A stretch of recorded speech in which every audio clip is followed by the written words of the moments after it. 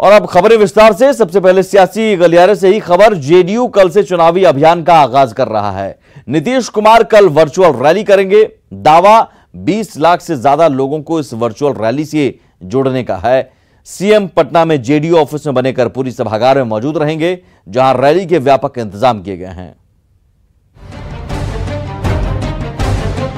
JDU अब पूरी तरह चुनावी तैयारी में जुट गया है। पूरे पटना को जेडीयू के पोस्टरों से बांट दिया गया है। इनकम टैक्स चौराहे के आसपास का पूरा इलाका पार्टी के पोस्टरों से पटा है। अमूमन होता है जब बड़े बड़े रैलियों में पोस्टर बैनर लगते हैं पटना की सड़कों पे, बिल्कुल वैसे ही तस्वीर दिख रही है इस वक्त पटना की सड़कों पे। अब देखिए एक बड़ा सा बैनर लगाया गया है जिसमें लिखा गया है कि श्री नीतीश कुमार मुख्यमंत्री बिहार से लाइव जुड़े www.jdu.live.com पे, और ट्विटर से जुड़े, ऑनलाइन जुड़े, ये तमाम तरह के सोशल मीडिया के माध्यम से जैसे वर्चुअल रैली से जुड़ने का आग्रह किया गया है। और जेडीयू को उम्मीद है कि इस वर्चुअल रैली में वो तमाम रिकॉर्ड बनेंगे जो आज तक नहीं बने हैं। जेडीयू की तरफ से ये दावा किया जा रहा है कि 25 लाख लोग इस वर्चुअल रैली के माध्यम से जुड़ेंगे। तो उसी को लेकर पटना के सड़कों पे बड़े बड़े तस्वीर लगाए गए हैं और जिसमें लिखा गया है कि आप सोशल मीडिया के माध्यम से कैसे इस वर्चुअल रैली से जुड़ सकते हैं। और तैयारी सिर्फ सड़कों पर ही नहीं है। जिस कर्पूरी सभागार से जेडीयू के अध्यक्ष और बिहार के मुख्यमंत्री का संबोधन होगा, वहां भी मुकम्मल तैयारी है। सोशल डिस्टेंसिंग का ख्याल रखते हुए कुर्सियां लगाई गई हैं।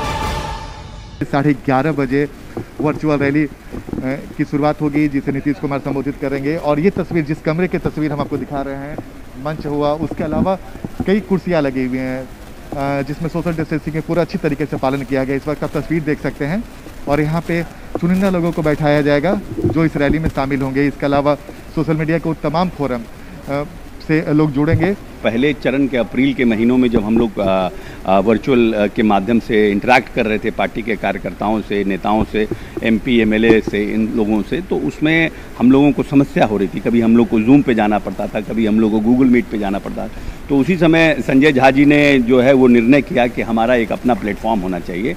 और बिहार के जो IIT के जो हमारे बच्चे हैं उनके माध्यम से संजय झा जी ने एक टीम तैयार कराई। और हम समझते हैं कि ये उनकी दूरदर्शिता थी कि उन्होंने फोरसी किया कि आने वाले समय में कहीं हम लोगों को वर्चुअल में ही अगर रैलियां करनी पड़ेगी तो हम कैसे कर पाएंगे। इसका टारगेट जो जेडीयू की तरफ से दिया गया है कि 25 लाख लोगों को, 20 से 25 लाख लोगों को इस रैली से जोड़ने की तैयारी है। तो जाहिर सी बात है चुनावी साल में इस वर्चुअल रैली पर तमाम सियासी दलों की भी निगाहें टिकी हुई है।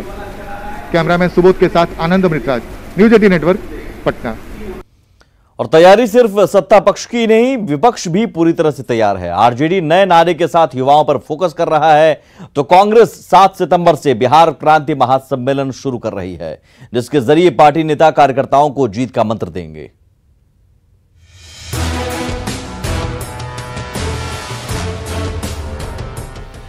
नई सोच नया बिहार, युवा, जाहिर है इसके जरिए चुनावी संदेश दिया गया है। फोकस युवाओं पर है जिनकी वोटरों के लिहाज से बिहार में बड़ी संख्या है। यह पोस्टर आरजेडी ऑफिस के बाहर लगाया गया है। पार्टी नेताओं का कहना है कि तेजस्वी यादव का संकल्प है नई सोच नया बिहार, युवा सरकार अब की बार।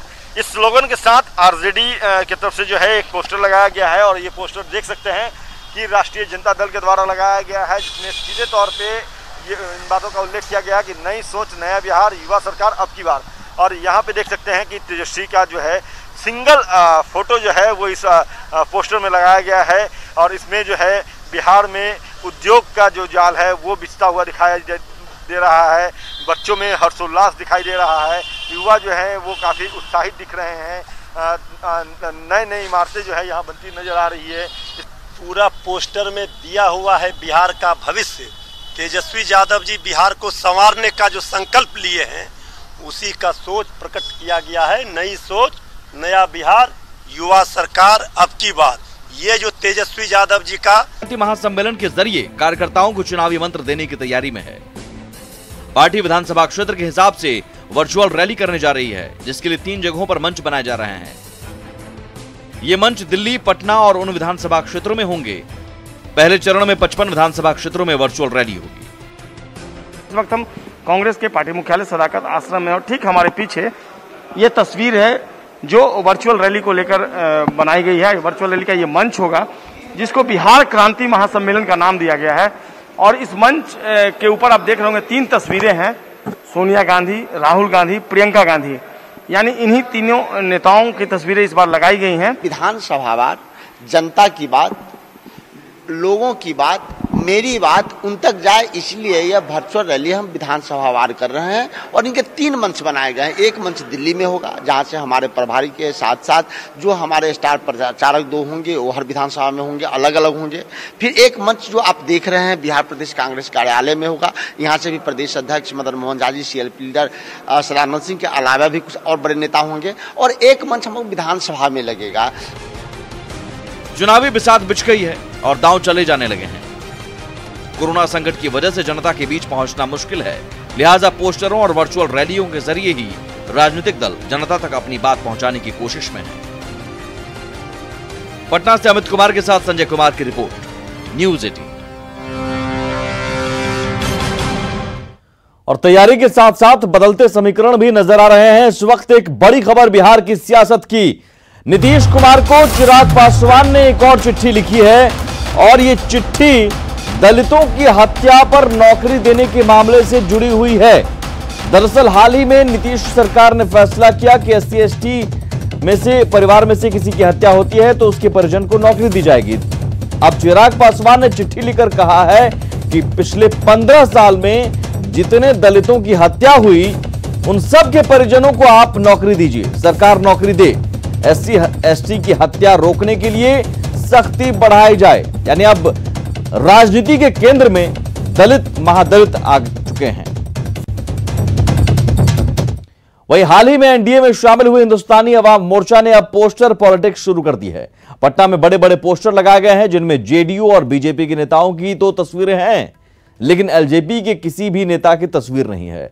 पार्टी नेता का कहना है कि अगर चिराग पासवान नीतीश कुमार को अपना नेता मान लेते हैं तो पोस्टर में उनकी तस्वीर भी लगा दी जाएगी। वहीं LJP का कहना है कि बिहार फर्स्ट, बिहारी फर्स्ट चिराग पासवान का नारा है और मांझी जी अपनी फोटो छपवाकर खुद नेता बनने की कोशिश कर रहे हैं।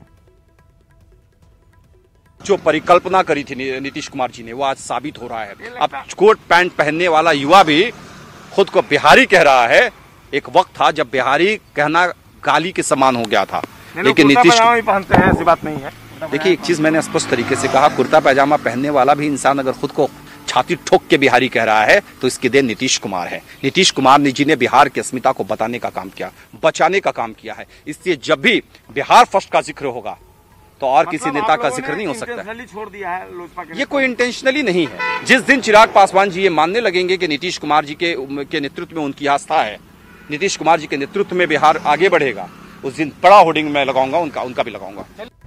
तो हमारे नेता आदरणीय चिराग पासवान जी हर जिला का दौरा कर रहे थे। आपको याद होगा कोरोना से पहले, बीच में कोरोना के लेकर के हमारे नेता ने उस अपने दौरा को रोका और गांधी मैदान में बिहारी फर्स्ट और बिहार फर्स्ट के लिए हम लोग बहुत बड़ी रैली कर रहे थे।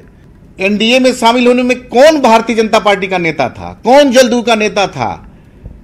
वो अपने स्वतः फोटो छाप करके बन रहे हैं। जिस दिन भारतीय जनता पार्टी के बड़े नेता, NDA के बड़े नेता बैठ करके मंच पे उनको कर देंगे, उस दिन से मैं उनको मानूंगा। और इन सबके बीच 7 सितंबर को LJP संसदीय बोर्ड की बैठक होने वाली है जिसमें सीटों की दावेदारी पर चर्चा हो सकती है। बताया जा रहा है कि LJP को 25 सीटों का ऑफर दिया जा रहा है जो पार्टी को मंजूर नहीं है। इस मुद्दे पर कल चर्चा होगी।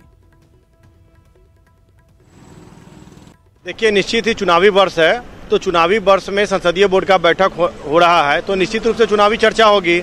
और हम लोग का संसदीय बोर्ड के बैठक में हम लोग ने प्रस्ताव दिया है कि इस बार पार्टी की बैठक में माननीय राष्ट्रीय अध्यक्ष आदरणीय चिराग पासवान जी भी रहे हैं। सीट को लेकर माना जा रहा है कि अहम फैसला हो सकता है क्योंकि अब बहुत समय नहीं है संजय जी, तो ऐसे में क्या माना जाए कि सीट पर बड़ा फैसला होगा इस बैठक में? और जो हमारे सूत्र बता रहे हैं कि NDA की तरफ से जो लोजपा को सीट की बात कही जा रही है वो आप लोगों को मंजूर नहीं है।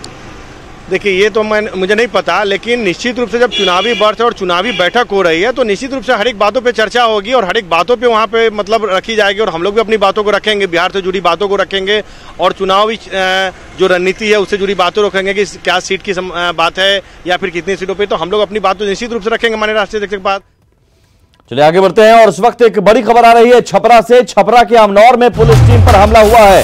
कई पुलिसकर्मियों को चोट भी आई है। पुलिस की गाड़ी में तोड़फोड़ की गई है। सड़क हादसे के बाद हंगामा हुआ।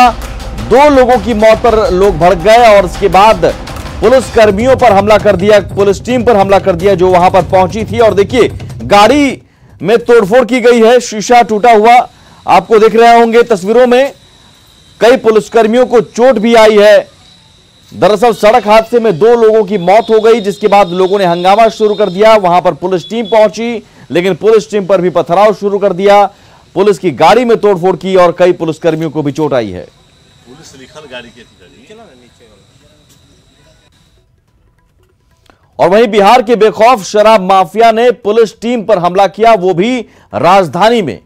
तस्वीरें जक्कनपुर इलाके की हैं, जहां शराब माफिया ने पुलिस के एक एएसआई को घेरकर लात, घूंसे और डंडे से बेरहमी से उसकी पिटाई की, जिसमें एएसआई बुरी तरह से जख्मी हो गया। इस घटना के बाद से पुलिस महकमे में हड़कंप है और 12 लोगों को हिरासत में लिया गया है। पुलिस की पिटाई का ये वीडियो पटना के जक्कनपुर की है। तस्वीरों में आप देख सकते हैं कैसे शराब माफिया पुलिस वालों की पिटाई कर रहे हैं। पटना की तस्वीरें हैरान और परेशान करने वाली है। ग्राउंड पर शराबबंदी कानून को लागू करना पुलिस के लिए कितना मुश्किल है, इन तस्वीरों से आप अंदाजा लगा सकते हैं। शराब माफिया को अपने धंधे के आगे कानून का भी खौफ नहीं है और वो इसके लिए पुलिस पर हमला करने से भी नहीं डरते। कैसे बेखौफ शराब माफिया पुलिस के एक एएसआई को घेरकर लात, घूंसे और डंडे से बेरहमी से उसकी पिटाई कर रहा है। एएसआई बुरी तरह से जख्मी हो गया है, सिर से खून निकल रहा है, लेकिन हैवान माफिया पुलिस कर्मी को पीटे जा रही है। जवान के कपड़े फट गए हैं, यहाँ तक कि महिला ने भी इस जख्मी जवान पर अपना हाथ साफ कर लिया। भीड़ के आगे पटना पुलिस का जवान बेबस बना रहा। शराब माफिया के दुस्साहस की इस घटना से पुलिस मुख्यालय तक हड़कंप मच गया। खुद डीजीपी इस मामले को देख रहे हैं।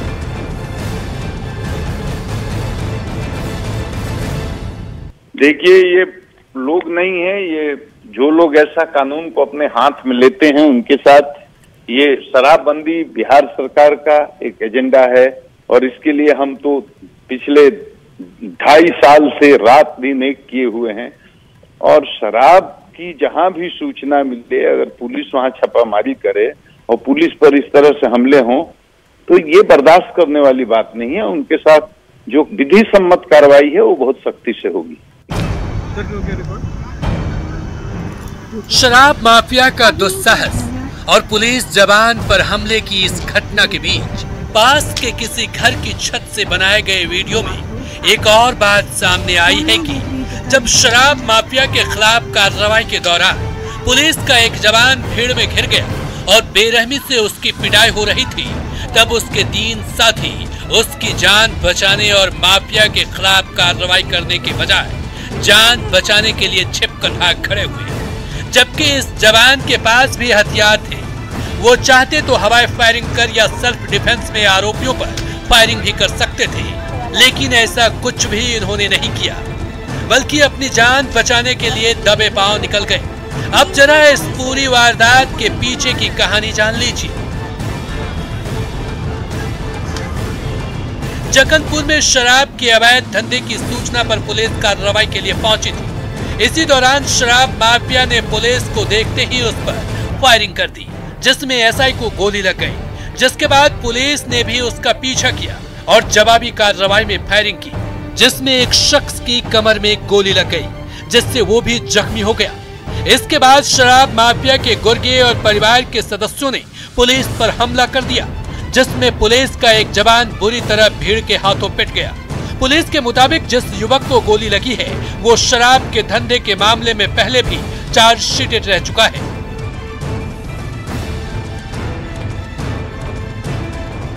ऐसे में सवाल उठता है कि क्या राजधानी में भी सक्रिय है शराब माफिया? क्या शराब माफिया को कानून का खौफ नहीं? बिहार में शराब सिंडिकेट के पीछे किसका हाथ?